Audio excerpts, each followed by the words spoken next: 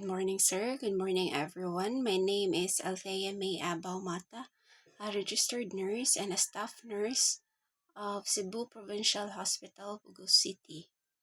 I'm taking up Masters of Public Administration because I want to enhance my career and develop my leadership and management skills. So the topic that I've chosen is Module 1, which is Introduction to Development Dynamics. Let us now proceed to the discussion proper.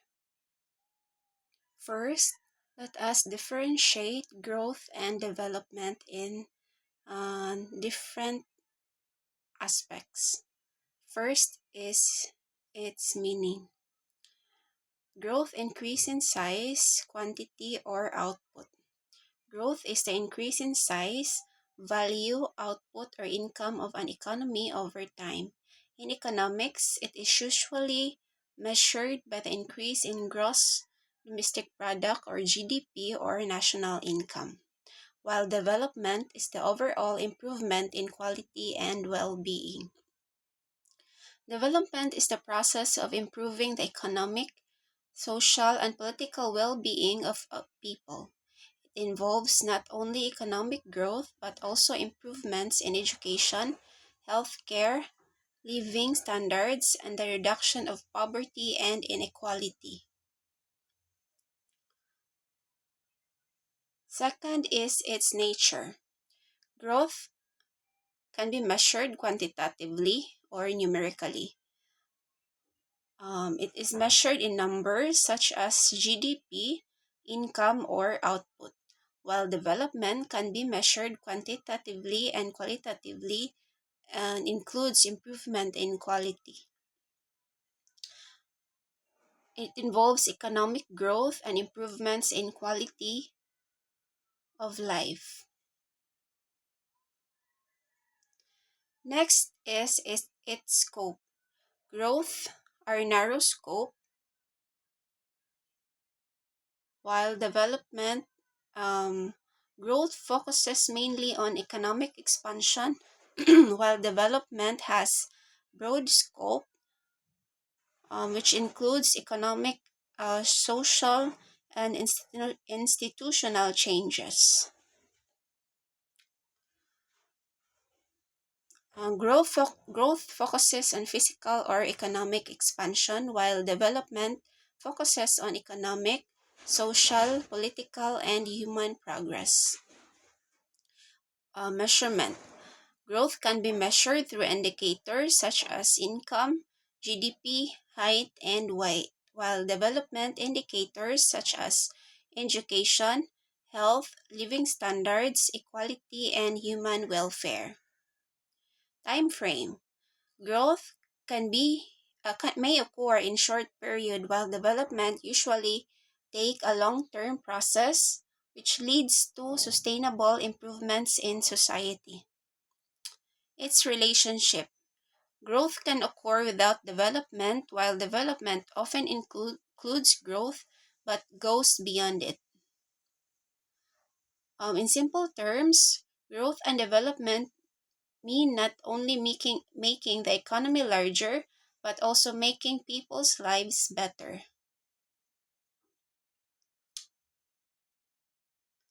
Next, let me give you some examples of growth and development. First example is a country's gross domestic product rises by 10% in a year. It is an example of economic growth, while in development, if the same country also improves healthcare, education, employment opportunities, and reduces poverty, that is development. Another example is a child gaining weight and height is growth, while in development, a child improving intellectually, emotionally, socially, and physically is development. So let us now tackle Human Development Indicator. Human Development Indicator are measures used to assess the well-being, capabilities, and quality of life in a country or region. Human development indicators focus on health, education, and income, along with other social and environmental factors, to provide a comprehensive picture of human well being and development. There are major human development indicators. First is health indicators. It measures the health status of a population. It is measured by life expectancy at birth, infant and mortality rate, access to healthcare services, and nutrition levels. Next indicator is education indicators. Education indicators assess educational achievement and access. It can be measured by literacy rate, mean years of schooling, expected years of schooling, and school enrollment rates. Next indicator is income indicators. It reflects the standard of living. It can be measured by gross national income or GNI per capita, household income, employment rates, and poverty levels. The importance of human development indicators. It measures people's quality of life, compare development across countries and regions, help government for formulate policies, it track progress towards developmental goals, and it identify areas needing improvement. Next is sustainable development. Sustainable development is the development that meets the needs of the present generation without compromising the ability of future generations to meet their own needs. Sustainable development has key features. First is intergenerational equity. Resources should be used in a way that preserves them for future generations. It ensures that development benefits the present generation while preserving resources and ecosystems so that future generations are not left with a depleted world. Next feature is environmental protection. Conserves natural resources and reduces pollution. Safeguards the planet by conserving natural resources, reducing pollution, and mitigating climate change. Next is economic growth. It promotes economic progress and employment. It promotes prosperity and stable economic growth without causing environmental damage or social inequality. Next is social equity. It ensures fair access to opportunities and resources for all people. It focuses on people by ensuring fair access to basic needs, quality education, healthcare, and equal opportunities for all. Next feature is efficient resource use. It encourages responsible consumption and production. Pillars of sustainable development. Sustainable development is based on three interconnected pillars. First is economic sustainability, maintaining economic growth and stability, building resilient economics that provide long-term prosperity, decent jobs, and financial stability without exhausting finite natural resources. Second is social sustainability, improving quality of life, equity, health, and education. Ensuring equitable access to education, healthcare, and basic human rights across all communities, genders, and demographics. Next pillar is environmental sustainability, protecting ecosystems, biodiversity, and natural resources. Safeguarding ecosystems, fighting climate change, and reducing pollution to maintain natural resources for the future generation. The importance of sustainable development. It protects the environment and natural resources, reduces poverty and improves living standards, promotes long term economic growth, ensures justice and equality, and it also helps address global challenges such as climate change and resource depletion. Examples of sustainable development are using of renewable energy sources such as solar and wind power. Another example is recycling and waste reduction programs. So, in conclusion, sustainable development seeks a balance between economic growth, social well being, and environmental protection so that both present and future generations can enjoy a high quality of life. Next is the rural urban divide and continuum. Let us define rural and urban spaces. First is rural spaces. Rural spaces are areas located outside towns and cities, usually characterized by low population density, open land, agriculture, forest, and small settlements. People in rural areas often engage in farming, fishing, forestry, or other activities related to natural resources. Urban spaces are areas with high population density and extensive human built infrastructure such as cities and towns. They typically have many buildings, roads, businesses, industries, and public services, with most people employed in non agricultural occupations. Next is spatial inequalities. Spatial inequalities are differences in access to resources, opportunities, services, and levels of development between different geographic areas. These inequalities can occur between rural and urban regions, between cities, or even between the same city. They may involve disparities in income, education, healthcare, infrastructure, employment, and living conditions. Next is rural urban linkages, are the social, economic, and environmental connections between rural and urban areas. These linkages help people, goods, money, and information move between the two areas. Let us tackle migration. Migration is the movement of people from one place or another, often from rural areas to urban areas in search for jobs, education, and better living conditions.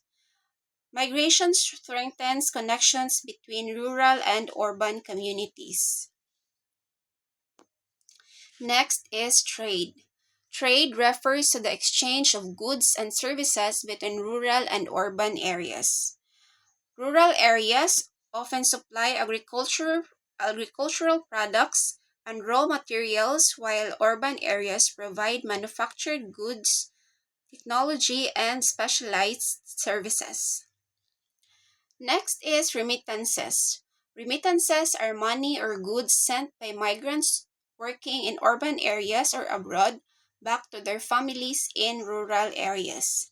Remittances can improve household income, support education and healthcare, and contribute to local development.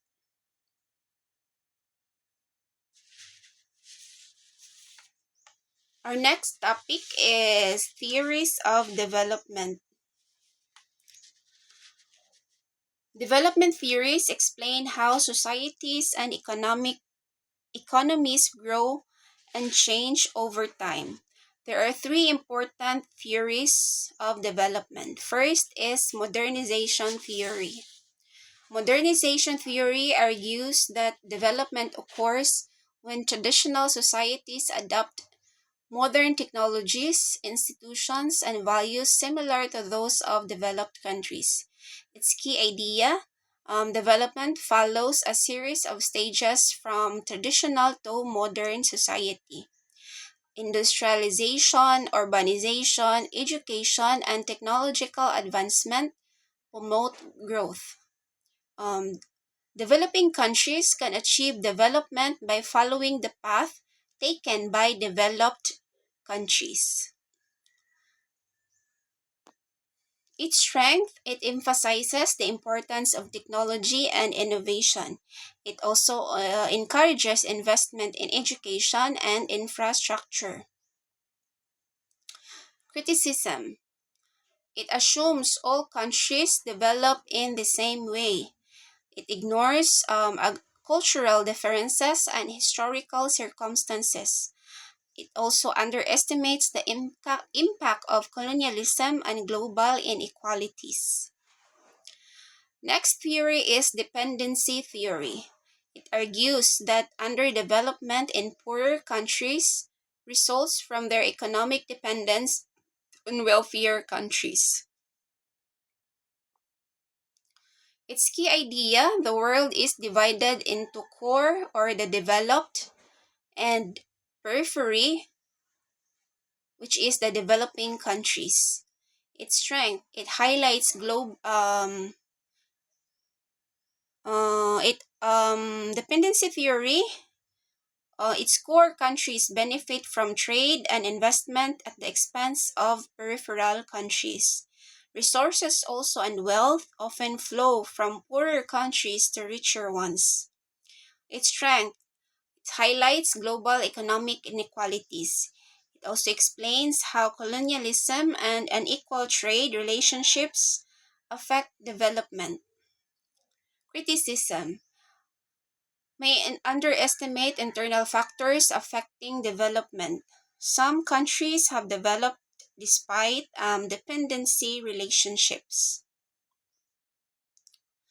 Next is the spatial models of development.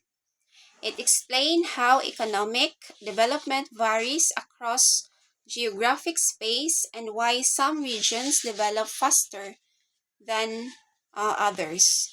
Example of this is core periphery model.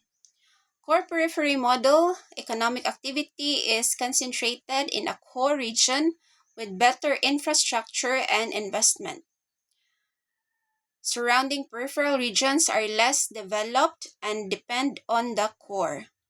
The core benefits from economic, political, and technological advantages, while the periphery often supplies raw materials, labor, and markets. Core periphery models has characteristics. The core regions have high income, while periphery regions have low income. It has also advanced technology, while the periphery regions have limited technology. The core regions have political influence, while the periphery regions have less political power. So, next is growth pole theory. Develop starts in specific locations called growth poles, major cities, or industrial centers.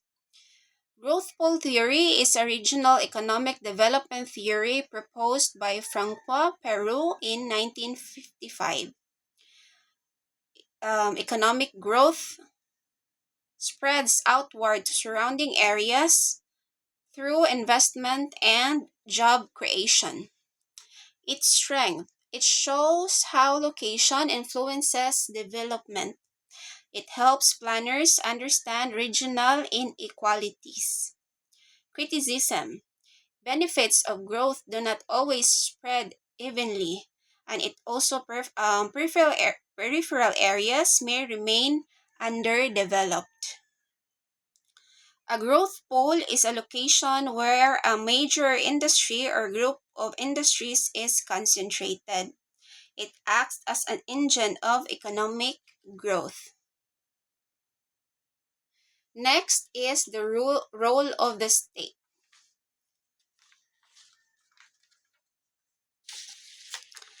The state Through its public administration, institutions plays a key role in managing changes in population distribution or demographic transitions and the organization of human activities across space or spatial transitions.